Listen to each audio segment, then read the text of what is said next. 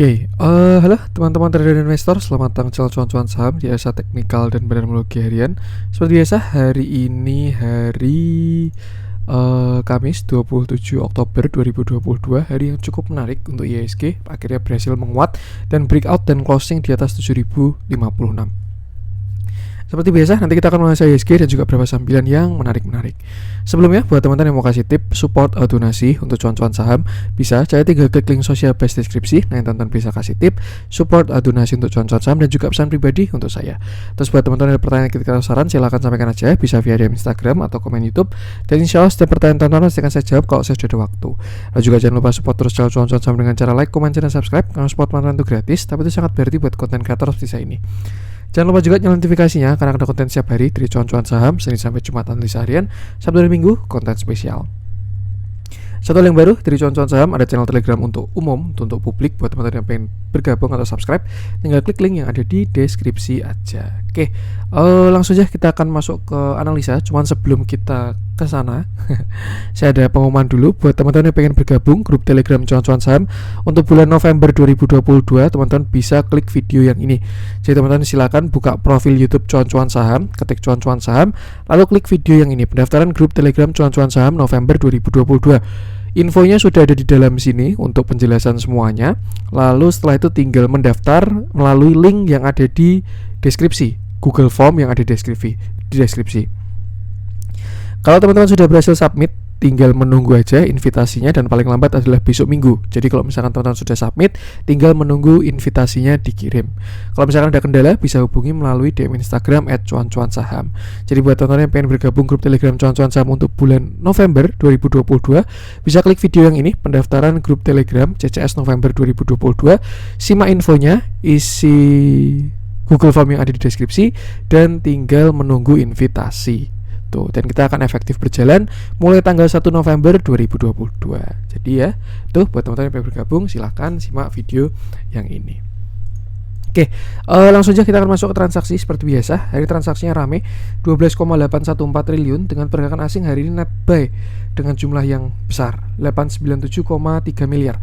Itu dominan di pasar reguler, which is itu bagus, 714,26 miliar. Sedangkan di pasar nego ada net buy juga 183,04 miliar. Kalau kita lihat juga hari ini bursa Asia atau regional mix ya. Dan kalau kita lihat IHSG berhasil menguat, closingnya candlenya cukup bagus dan ya cukup menarik juga IHSG hari ini. Kalau kita lihat saham-saham yang diborong asing hari ini, ada yang pertama BBRI 226,2 miliar, lalu Adaro 140,1 miliar, BBCA 70,3 miliar, Akra 51,9 miliar, ICBP 43,5 miliar, BRPT 26 miliar, Bank Mandiri 18,5 miliar, BBNI 14,8 miliar, Sido Muncul 14,2 miliar, Alfamart 14 miliar, Pegas 11,2 miliar, BTPS 7,9 miliar, Tepik 7,8 miliar, Indi 7,7 miliar, Cepin 7,5 miliar, Medco 6,3 miliar, Mapi 5,9 miliar, dan SMGR 5 miliar.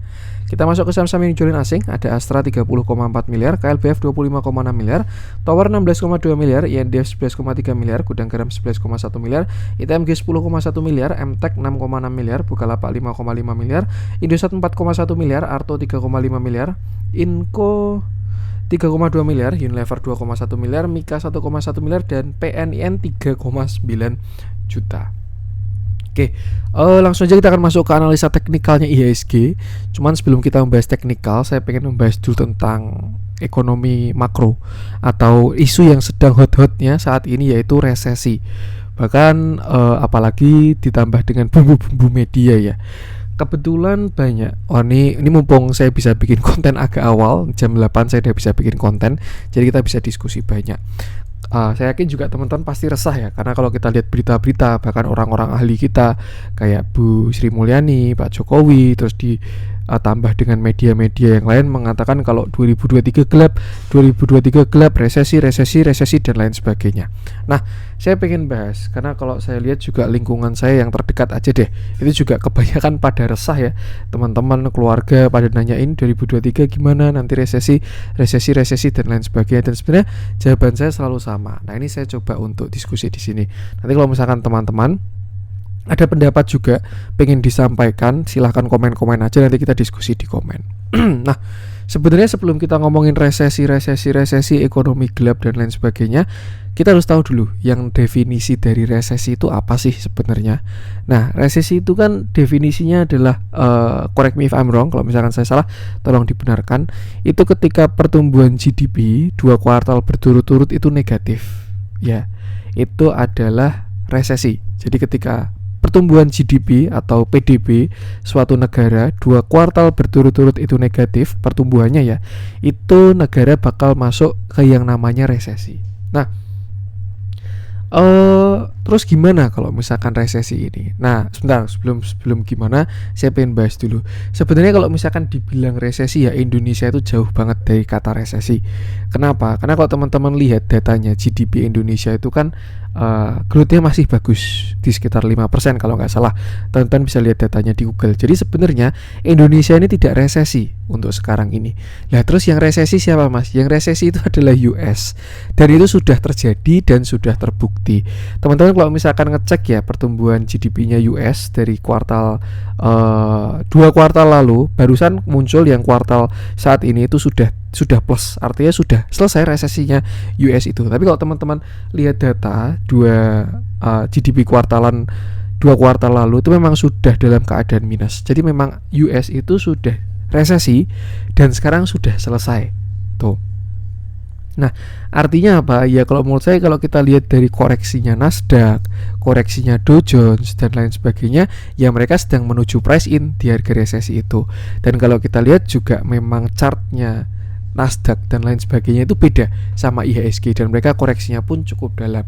Tapi hari ini sudah muncul GDP growth-nya dan mereka juga sudah selesai dari resesi. Nah, artinya apa? Yang perlu kita ingat juga kalau market itu discount everything. Jadi sebenarnya ya, kalau misalkan kita diomongin kayak 2023 ekonomi gelap, ya kalau menurut saya sih itu pasar modal itu bakal merespon duluan. Jadi sebenarnya ketika kita berinvestasi, kita itu membeli masa depan. Ya, pasti semuanya sepakat lah. Ketika kita investasi, kita itu membeli masa depan. Entah time frame-nya mana, detikan, menitan, jam, hari, minggu, bulan, tahun. Nah, tapi kita kan membeli masa depan.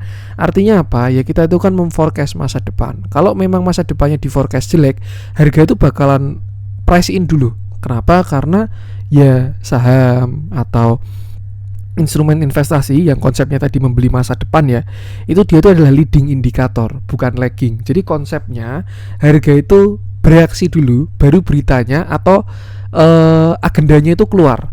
Entah laporan keuangan jelek, laporan keuangan bagus, GDP makro bagus, makro jelek, itu pasti bakal merespon dulu, baru harganya keluar. Tuh, jadi memang kalau memang dibilang resesi ya sebenarnya resesi ini sudah berlalu kalau dari US ya. Karena yang barusan saya lihat juga sudah mulai positif. Lalu gimana dengan 2023, Mas? Ya kalau saya bilang sih kalau mau ngomongin crash atau yang asalnya dari resesi ya perlu kita lihat lagi apakah 2023 berpotensi GDP growth-nya negatif lagi. Kalau sampai negatif lagi ya berarti ada potensi untuk terjadi resesi lagi. Tapi lagi-lagi ya pasti bakal merespon duluan pasar modal ini karena mereka adalah leading indikator. Jadi kadang kalau misalkan ngikutin berita ya, kalau menurut saya itu juga konsep yang salah ketika kita pure ngikutin berita tanpa analisa lain ya. Karena ya itu yang pasti harga itu bakal bergerak duluan baru diikuti berita. Simpelnya gini deh teman-teman, kalau misalkan kita dagang ya, misalkan kita punya all shop apalah sepatu, kita kan pasti kan ngumpulin barang dulu, itu fase akumulasi. Habis itu nanti harganya naik, kita mulai markup atau kasih profit. Nah ketika jualan kita kan butuh marketing ya, kita paid promote di all shop, gunain IG ads atau misalkan Facebook ads atau iklan di mana, iklan di tangga dan lain sebagainya, biar orang-orang pada beli. Yang kita lakukan apa? Aksi profit taking ketika kita sudah cuan. Jadi ya memang berita itu dibutuhkan untuk menjadi pemanis. Apalagi kalau kita lihat saat ini apa ya, medianya Indonesia ini no hard feeling ya, saya cuma berpendapat doang. Media Indonesia kan juga agak yang laku tuh berita yang ada bumbu-bumbunya.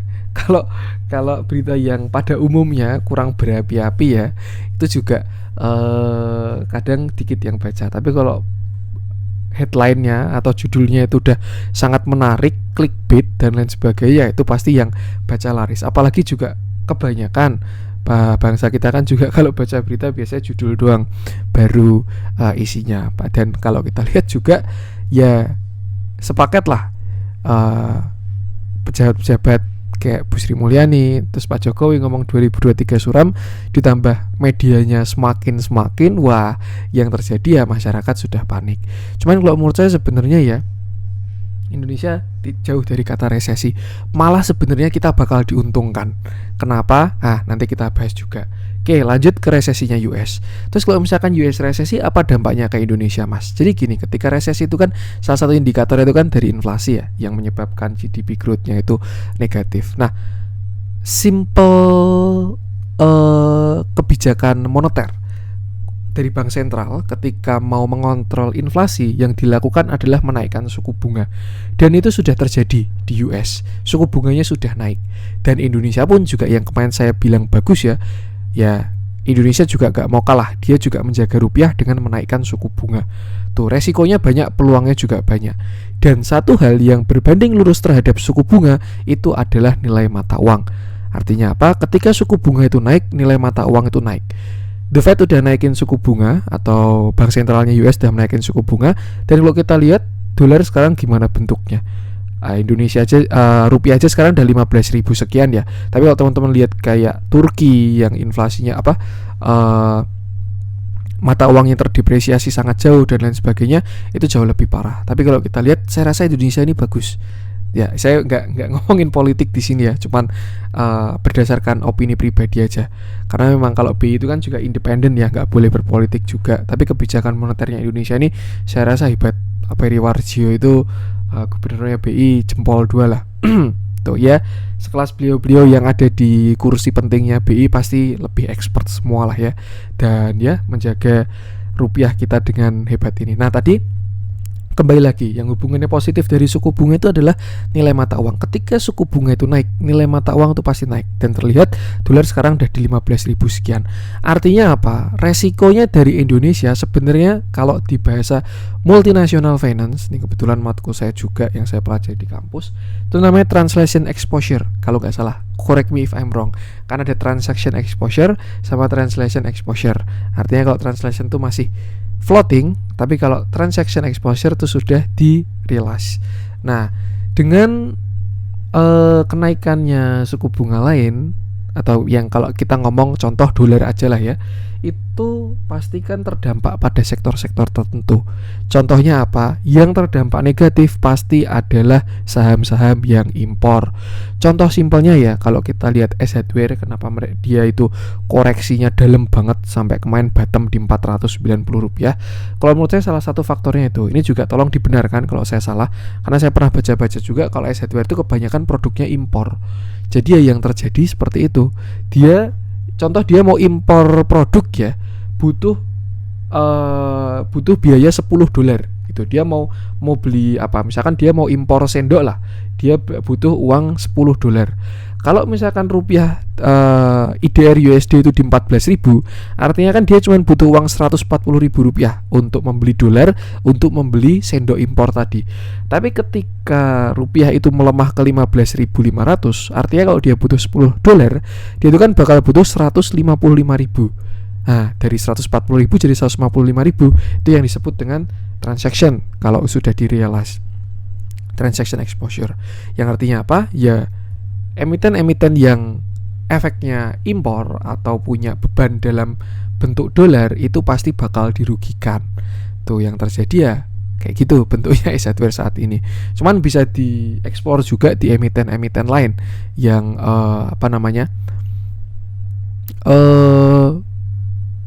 lini bisnisnya atau operasional itu adalah impor dari luar negeri dan menggunakan mata uang lain, pasti terdampak seperti itu. Lalu apa yang diuntungkan? Ya pasti sudah tinggal kebalikannya. Yang diuntungkan adalah saham-saham yang ekspor. Tuh, contoh kalau misalkan kita lihat yang laporan keuangannya dolar-dolar gitu ya, yang produksi dalam negeri jual luar negeri. Tuh kayak misalkan batu bara. Itu batu bara sebenarnya sekarang tuh sedang sangat-sangat diuntungkan. Tuh karena mereka produksinya pakai rupiah, jualnya pakai dolar. Jadi ya nggak ada masalah sama sekali sebenarnya bagi mereka. Malah cuannya tambah gede karena dia terima dolar, nanti dikonvert ke rupiah. Wah, tuh contoh misalkan simpelnya gini. Kalau misalkan jualan 1 ton batu bara ya, misalkan anggap harganya 400 dolar, 100 dolar deh biar ngitungnya gampang. 1 ton batu bara 100 dolar gitu. Ketika ada negara pengimpor atau pembeli yang membeli batu bara 1 ton dengan harga 100 dolar, dia kan harus bayar 100 dolar ya. Artinya contoh kita misalkan sebut Adaro. Artinya ketika Adaro menjual 1 ton, dia itu kan terima duit 100 dolar. Tuh, sedangkan ketika mau closing buku, itu laporan keuangan harus dijadikan satu mata uang. Dan juga kalau misalkan induknya di Indonesia, artinya harus dijadikan rupiah juga. Dan artinya apa? Ketika dia terima 100 dolar tadi, mau dijadikan rupiah, kalau rupiahnya di 14.000, dia terima duit 140.000 rupiah. Tapi kalau misalkan dolar sekarang di 15.500, dia terima duit 15.500 rupiah. Artinya apa? Dia mendapatkan pendapatan lebih tinggi, walaupun bukan dari operasionalnya, tapi dari, saya lupa istilahnya, yang jelas keuntungan dari trade luar negeri ini.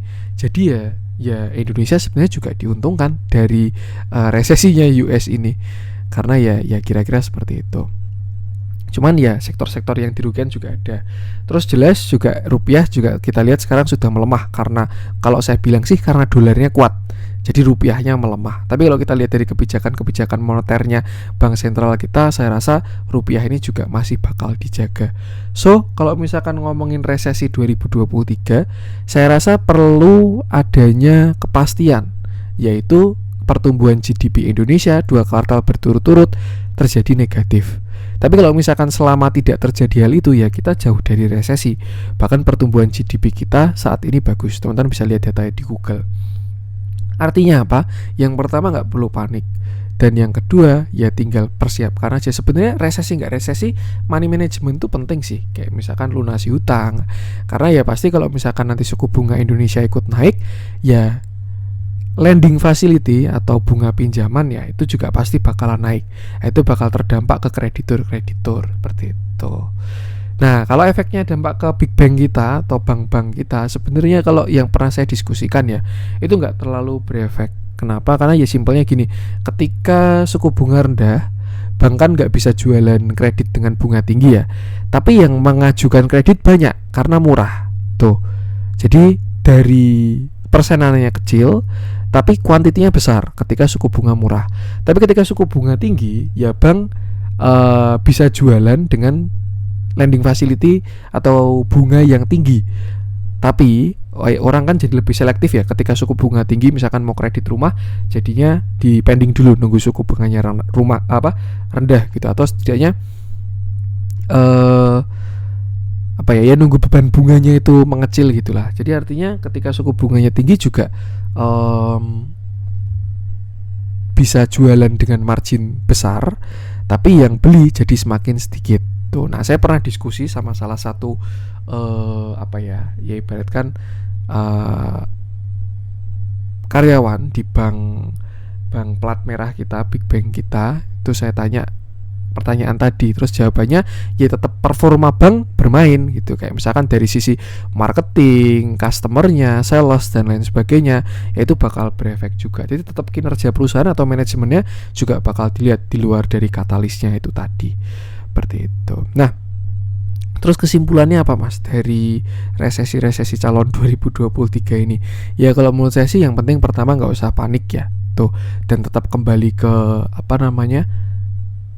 strategi masing-masing, apakah trade atau investasi dan lain sebagainya, dan tinggal pilih instrumen-instrumen yang bagus aja seperti itu.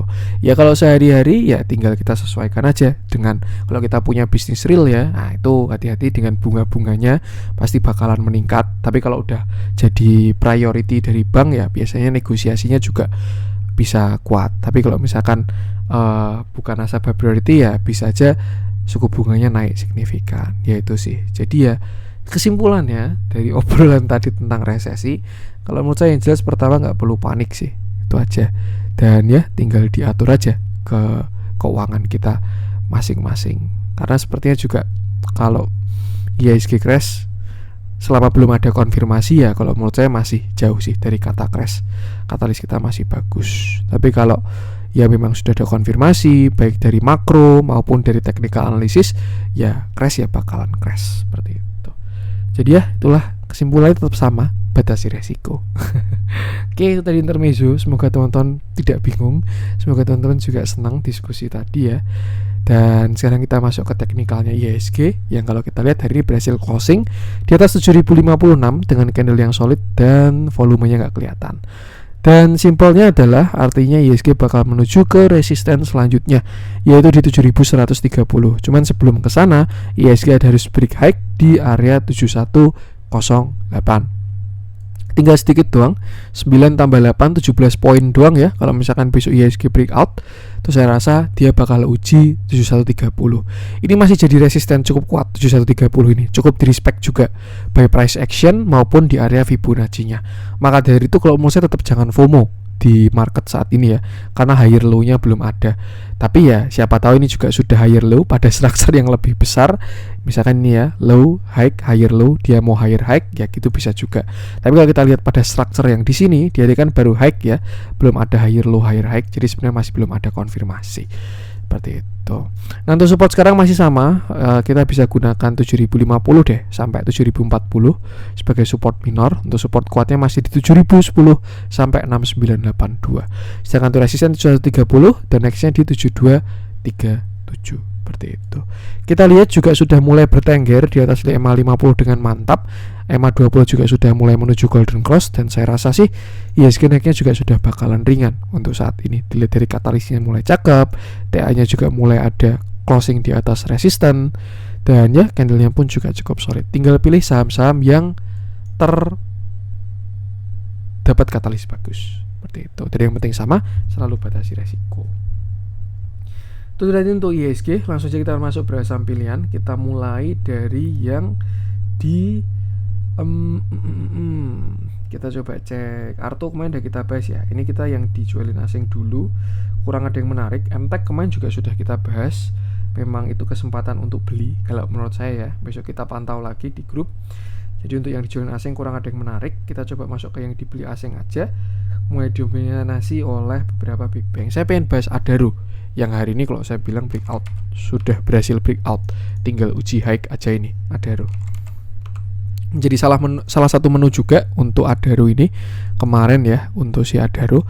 Oke, hari ini Adaro naik, dia naik 1,27% dengan candle yang tidak terlalu solid, tapi volumenya cukup bagus. Kalau kita lihat juga sudah mulai bagus buyernya, terjadi akumulasi hari ini. Dan ya, ini melanjutkan view kemarin ya Adaro ini. Kalau kita kembali lagi pembahasan Adaro, di mana slope-nya sudah mulai melemah. Ketika dia naik di breakout pertama, slope-nya itu kan seperti ini ya, naiknya masih kuat nih. Terus di sini dia mulai patah trennya, slope-nya mulai melemah dari kemiringan misalkan 30 derajat mulai ke kemiringan netral. Nah, misalkan gini, 45 derajat seperti itu. Dan sekarang kalau kita lihat dia sedang dalam posisi sideways. Jadi kalau kita bilang struktur besarnya uptrend, sedangkan struktur kecilnya dia sedang sideways. Nah, sidewaysnya itu di mana? Sideways di range 3.800 sampai 4.150. Atau kalau kita toleransi sampai shadow yaitu di 4.250. Dia sideways di sini. Kelihatan banget naik turun, naik turun, naik turun. Nah, terakhir tanggal 20 Oktober ketika Adaro bottom setelah 19 Oktober ya. 20 Oktober ini kalau saya bilang ini candle menarik ya. Dia candlenya solid, volumenya pun juga bagus tuh. Dan setelah itu dia masih reject dan koreksi sampai 3840. Satu yang menarik, kemarin kenapa saya call di grup juga, Adaro itu kena EMA 50 ya. Ini kalau saya pakai template TA nih, dia kemarin posisinya kena EMA 50 dan terlihat dari volumenya di sini ini sudah ancang-ancang si Adaro ini. Ada yang merespon lah EMA 50 ini. Dan sekarang kalau kita lihat Adaro sudah berhasil breakout dari downtrend lainnya. Nih garis warna hijau. Artinya apa? Saat ini Adaro sudah tidak downtrend lagi pada struktur kecilnya. PR Adaro sekarang adalah breakout 4020 di mana itu adalah Fibonacci 0,5 yang mana kalau dia berhasil break targetnya minimal saya rasa ke 1 atau 4250. Nah, kalau dia berhasil break 4150 artinya Adaro keluar dari fase sideways, dan kalau dia breakoutnya ke atas artinya Adaro melanjutkan kenaikannya atau bikin sebuah pattern continuation. Target untuk saat ini ya, kalau dia berhasil break 4250 adalah 4440 sampai 4550. Sedangkan support sekarang masih agak jauh di sekitar 3880. sampai 3850 seperti itu. Nah, untuk sekarang kita lihat masih ada reject dari resist, tapi kalau dia berhasil break dari 4020 itu adalah awal yang bagus karena dia sudah mulai uptrend. Di sini dia downtrend, high, low, lower high, lower low, lower high, lower low, lower high, higher low. Nah, kalau dia berhasil break dari 4020, Adaro bakal membentuk sebuah higher high dan itu adalah indikasi dari saham uptrend seperti itu. Kalau dari katalis ya kita menuju akhir tahun ya. Selain dia juga ekspor yang tadi kita udah bahas panjang lebar di awal, dia ini juga menuju akhir tahun seasonalnya dari batu bara karena akan winter is coming. Permintaan bakal meningkat ya. Kalau kita lihat dalamnya juga ini terjadi akumulasi, yang beli juga ganteng-ganteng. Jadi ya, saya rasa bakal menarik kalau berhasil break 4020. Resisten terdekat adalah 4020. Kalau support mungkin kita bisa gunakan masih di sekitar 39, 3920, baru setelah itu 3850 sampai 38. Sedangkan untuk resisten di 4020, kalau dia break 4070, nextnya 4150. Dan terakhir adalah 4250. Kalau break dari 4250, target higher high-nya di sini yang sudah disebutkan. Atau kalau kita pakai continuation, targetnya bakalan lumayan. Cuman untuk sekarang saya rasa targetnya 4440 sampai 4550 dulu. Seperti itu. Dan yang penting sama, selalu batasi resiko. Itu untuk Adaro. Lanjut coba kita cek. Saya pengen bahas BRPT. Ini salah satu menu swing yang sudah lama di call dan sebenarnya belum gagal. Ya, cuman memang belinya kecepatan. Saya ingat banget call-nya si BRPT itu di sini tanggal 29 Agustus. Itu stop loss-nya ketika dia closing di bawah 770. Ya, dia belum pernah closing di bawah 770. Shadow pernah sampai 765. Closing di 770 sudah pernah, tapi dia belum pernah closing di bawah 770. Kenapa kok stop lossnya di bawah ke 770, closing di bawah 770? Karena pertama kita swing, jadi ya closing untuk stop lossnya, sedangkan 770 adalah Fibonacci 0,786 seperti itu. Nah, BRPT ini dia setelah bottom di 0,618-nya sekitar 825, dia turun lagi sampai 0,786 dan sekarang saya rasa sudah terlihat ada reversal dari BRPT. Di mana yang pertama adalah dia membentuk sebuah ascending triangle. Di sini 1, 2, dan dia berhasil breakout atau cup handle. Maka dari itu 830 sudah berpotensi menjadi support minor dari BRPT walaupun belum di retest seperti itu. Satu hal yang lebih bagus juga BRPT sudah breakout dari downtrendnya, di mana garis hijaunya adalah downtrendnya, high, low, lower high, lower low. Dia sudah berhasil breakout. PR-nya adalah breakout high di 870 seperti itu. Nah, untuk pergerakan kecil, saya rasa untuk saat ini ya BRPT sudah mulus jalannya ke 870 dulu untuk uji resisten. Kalau dia break bakalan lebih bagus, tapi kalau gagal break ada potensi dia bisa retrace dulu sampai 800 rupiah. Kalau gagal break 870 dan membentuk sebuah inverted head and shoulder. Kira-kira bentuknya seperti ini. Ini shoulder kiri, lalu ini headnya, lalu ini calon shoulder kanan. Kalau dia gagal break dari 870. Tapi kalau dia langsung break 870 ya dia bakal langsung melanjut ke resisten selanjutnya. Seperti itu. Itu untuk view kecil. Untuk view besar, kalau kita lihat BRPT cenderung sideways. Cuman dari setupnya adalah dia berpotensi juga membentuk inverted head and shoulder yang lebih besar. Atau karena dia sudah berhasil lower low, jebol low ya di 0,618, ya kita bisa pakai cup handle aja. Dimana ini adalah cup dan ini adalah calon pembuatan handle. Tuh. Dan higher low-nya ada di 770 kemarin. Jadi untuk sekarang saya rasa ya target optimisnya itu di 1065 dulu. Bahkan kalau kita lihat dari structure-nya, kalau dia berhasil ini higher low-nya dia berpotensi untuk membentuk higher high, yaitu breakout 1065 seperti itu. Jadi ya karena kalau kita lihat terakhir BRPT ini kan cenderung sideways pada range 1070 sampai 1075. Dan sekarang karena dia 770 doang, artinya sudah ada higher low. PR adalah breakout higher high di 1065 lalu memulai fase uptrendnya. Seperti itu. Untuk sekarang masih di fase awal, pergerakan belum terlalu kuat, cuman masih menarik untuk entry. Untuk support sekarang itu di 830, lalu selanjutnya di 810 dan terakhir di 770. Sedangkan untuk resisten bisa gunakan Fibonacci ini. Kita lihat dalamnya hari ini juga terjadi flow yang sangat cakep, akumulasi, closing juga sudah bagus dan saya rasa semuanya tidak ada masalah sama sekali. Memang kalau kita lihat sempat akumulasi, sempat distribusi, tapi kalau kita lihat hari ini flow-nya sudah cukup menarik dan ikuti TA-nya aja kalau menurut saya. Terdekat uji 865 sampai 870, kalau break itu bagus, kalau gagal perhatikan retrace-nya, itu bakal menarik untuk entry seperti itu. Itu Itu untuk BRPT. Lanjut coba kita cek BTPS. Kemarin sudah kita bahas 2 hari yang lalu ya. Kalau teman-teman cari view BTPS bisa cek video kemarin aja, tidak saya bahas lagi. Saya pengen coba cek dari si Medco juga sudah kita bahas kemarin. So far sudah kena target, dan jangan FOMO untuk Medco karena sekarang sedang di persimpangan jalan yang kuat. Kita coba cek si yang ada spread si MAPI ini. MAPI sebenarnya udah kita bahas juga sih. Saya pengen bahas SMG aja. Kalau kita lihat ini terjadi banyak anomali ya. BRPT jalan, minyaknya juga jalan, SMGR jalan, batu baranya juga jalan. Nah, kita bahas aja sekarang SMGR. Oke, hari ini SMGR berhasil naik 2,68% dengan candle yang cukup solid dan volume yang cukup besar juga. Tuh, walaupun belum terlalu besar ya. Terakhir SMGR sudah berhasil breakout di atas 7.700, dimana itu artinya dia sudah memulai fase uptrendnya, dan kemarin dia retracement ke area supportnya di 7.400 dan sekarang sudah berhasil rebound dan juga menguat.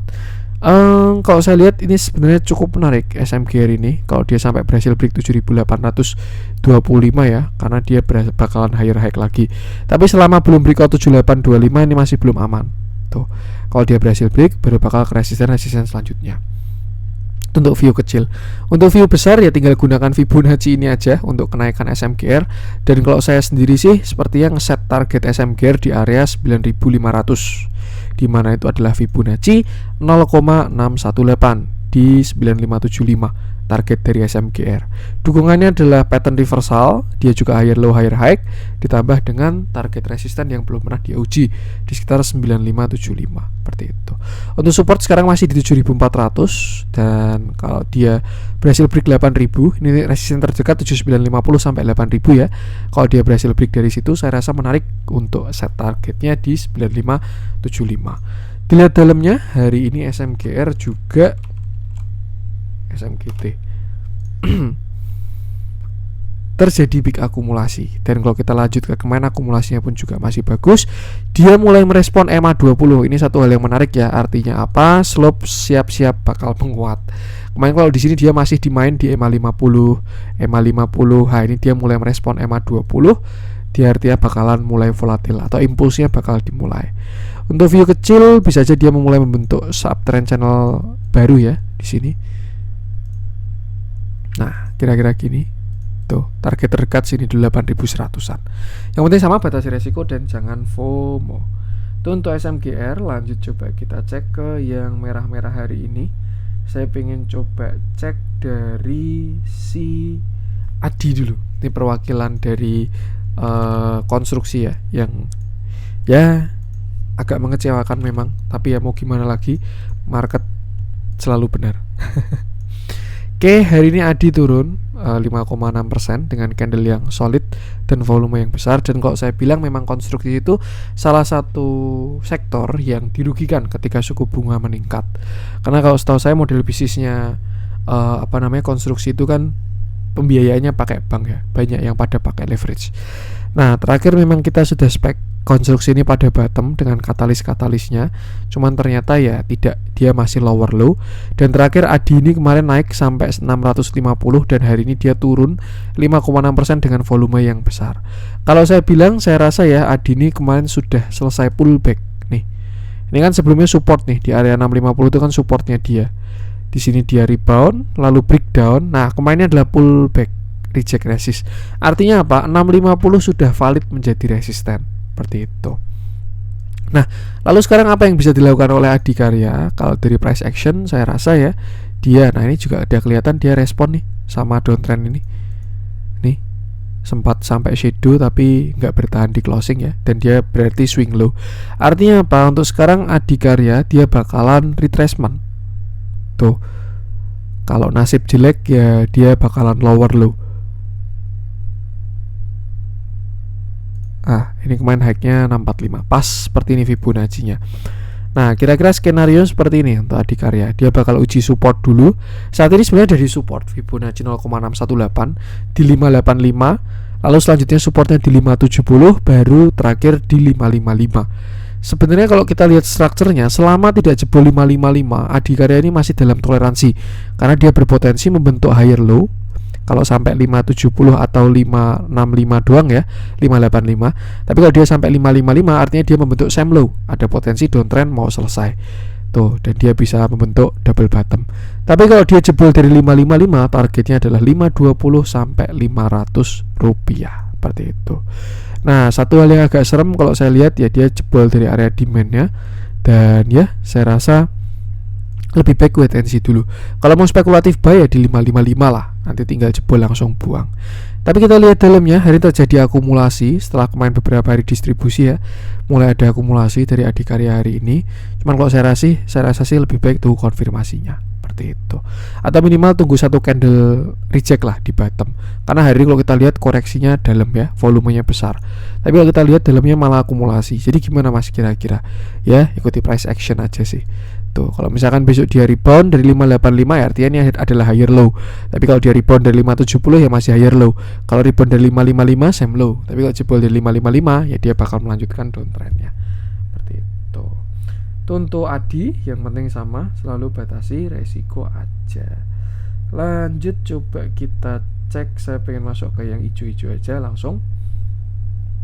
Nah, ini juga Duolipo. Ada kayak penyanyi ya. Duolipo, MPPA, MLPL mulai menunjukkan tajinya. Nah, kita bahas apa nih yang hijau-hijau hari ini? Kayaknya menarik kita bahas salah satu lipo aja deh. Kita bahas MPPA-nya aja.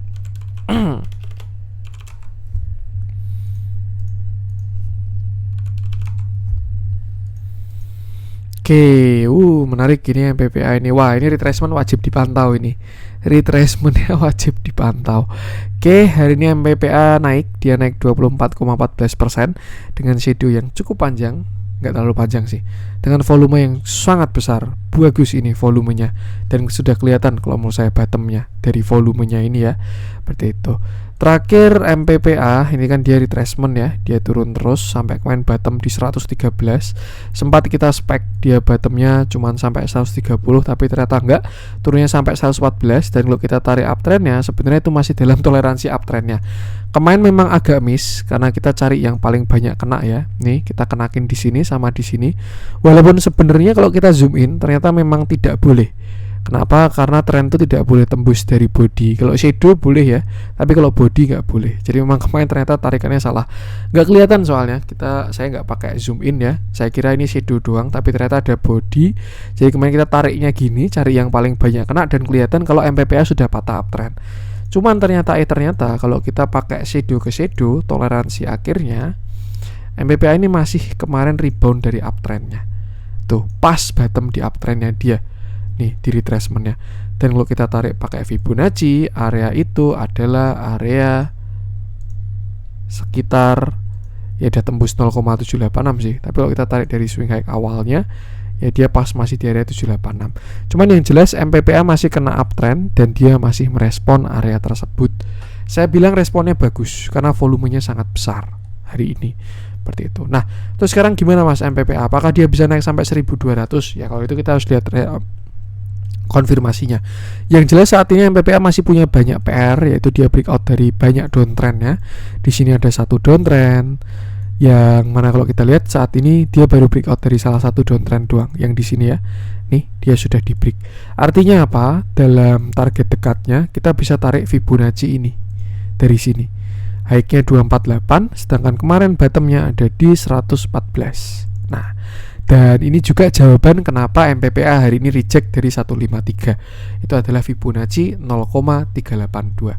Tapi kalau dia dari volume yang bagus, saya rasa ini bakal menarik, bisa dimasukkan ke watchlist ya. Saya expect kalau memang dia retracement sampai 131, pasti saya beli juga ini. Kalau sampai 131 ya, karena itu dia berpotensi membentuk yang namanya inverted head and shoulder. Shoulder kiri, head, lalu calon bikin shoulder kanan. Kalau dia sampai 131, itu kalau setup inverted head and shoulder. Tapi kalau kita pakai setup retracement, kita gunakan Fibonacci, kita spek hari ini adalah puncaknya 114 sampai 154.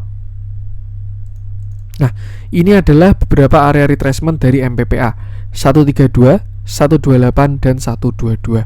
Area ini bakal menarik untuk buy di sini ya, untuk spek retracementnya dia, pembentukan higher low seperti itu. itu. Jadi ya kalau teman-teman pengen entry bisa masuk di area ini dengan stop loss saat ini masih di bawah 114 karena last low-nya dia. Tuh, tapi nanti kalau dia udah ada reject bisa dinaikkan stop loss-nya seperti itu. Artinya apa? Untuk sekarang support MPPA masih agak jauh. Dia di 132 sampai 122, jadi jangan FOMO. Kecuali dia konsol bikin continuation. Nah, itu beda cerita ya. Siapa tahu dia bikin penan atau dia bikin flag dan lain sebagainya, itu bakal menarik. Cuma untuk sekarang saya rasa tungguin retracement-nya dulu untuk MPPA. Tuh, bisa mulai tawar-tawar akumulasi pelan-pelan. Nah, kalau kita lihat dalamnya ada juga terjadi akumulasi normal small dan ya mulai bertengger di atas MA20 dengan candle yang solid dan terlihat mantapkan diri. Kalau kita lihat dari PDM-nya akumulasi distribusi jelas nggak bagus, cuman kita lebih ke TA-nya aja. Dan saya yakin kalau kita munculin oscillator atau MACD pasti ada divergent. Nah, bener kan? Saya belum ngecek chartnya ya. Ini memang udah kelihatan yang bentuknya kayak gini pasti ada divergent. Jadi sebenarnya kalau kita pakai teori divergent juga dia ada potensi naik ke target sini 234. Ya, pas ke high-nya dia. Seperti itu. Jadi saya rasa ini cukup menarik jadi investeris ya. Yang penting jangan FOMO, ada setup entry ya. Pasti nanti saya call di grup MPPA ini. Santai aja buat teman-teman yang ada di grup. Minimal target sini dulu lah, uji support yang sebelumnya support jadi resisten ya. Tuh. Tapi kalau nasib baik ya sampai 224 seperti itu. Tuh, another view bisa aja dia bikin sebuah pattern reversal yaitu falling wedges. Seperti ini. Falling wedges ditambahi dengan bullish divergent. Ya udah ciamik lah. Nih, dari sini sudah divergent dia. Tuh, tinggal cari setup entry aja. Dan tetap jangan lupa batasi resiko ya. Saya bilang kayak gini bukan auto cuan juga. Jadi tetap harus batasi resiko siapapun yang membeli rekomendasi atau apapun view teman-teman, karena yaitu asuransi kita dalam trading. Itu. Oke, itu untuk konten hari ini, semoga bermanfaat. Mohon maaf kalau ada kurangnya dari saya. Jangan lupa support terus cuan-cuan saham dengan cara like, comment, dan subscribe. Karena support teman-teman itu gratis, tinggal klik aja, tapi itu sangat berarti buat konten kreator seperti saya ini. Sekian dari saya, salam cuan.